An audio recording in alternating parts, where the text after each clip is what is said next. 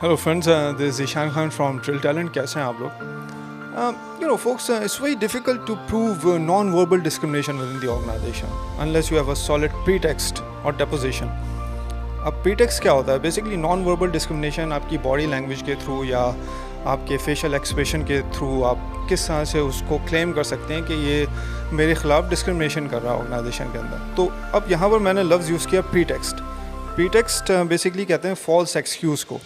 अब उस false excuse को आप राइट अप में किस तरह से ट्रांसफॉर्म करें कि वो एक सॉलिड एविडेंस बन जाए, राइट?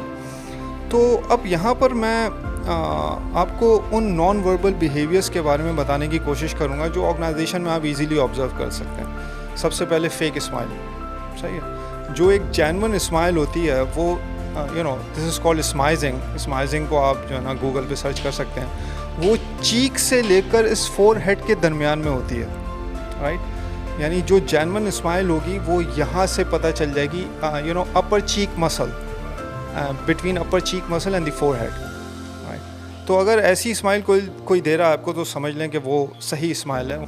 सो अब एक ये one of the behaviours is that you easily observe within the organisation. Second behaviour क्या है कि आप फॉर एग्जांपल कॉरिडोर से गुजर रहे हैं और आपके लाइन मैनेजर ने आपसे हेलो हाय नहीं करी, या he does not listen to you in board meetings, right? इसके अलावा सलाम दुआ आप कर रहे हैं तो वो सलाम का जवाब नहीं दे रहे. इसके अलावा आप अगर एक हैंड शेक होता है, हैंड शेक अगर फुल हैंड शेक है तो वो फुल हैंड शेक आपको पता लग जाएगा. लेकिन अगर आपसे वो आधा हाथ मिला रहा है, आधा हाथ मिला के पीछे की तरफ खींच लिया, तो ये एक नॉन जेन्युइन हैंड शेक है, जिससे आपको पता लग जाएगा कि ये जो है ना मेरे ख़िलाफ़ डिस्क्रिमिनेशन स्टार्ट हो गई है. सो अगर ये सारे बिहेवियर्स आप ऑब्ज़र्व कर रहे हैं तो इसका मतलब ये है कि organisation is definitely trying to put you in the closet unless you leave the organisation yourself, right?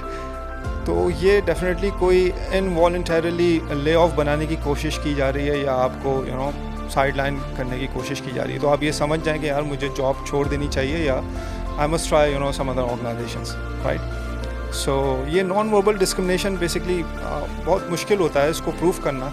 लेकिन अगर HR डिपार्टमेंट इंडिपेंडेंट है, वैसे तो 99.9% HR departments they are corporations bodyguards, सही है. वो मैनेजमेंट को ही उसको ही डिफेंड करेंगे, आपकी फेवर में कोई बात नहीं करेंगे. लेकिन अगर HR डिपार्टमेंट इंडिपेंडेंट है तो हो सकता है इस नॉन वर्बल डिस्क्रिमिनेशन के ख़िलाफ़ वो कुछ आवाज़ उठा ले आपके साथ. So cheers, thanks very much indeed. Follow my page, Drill Talent. Thank you.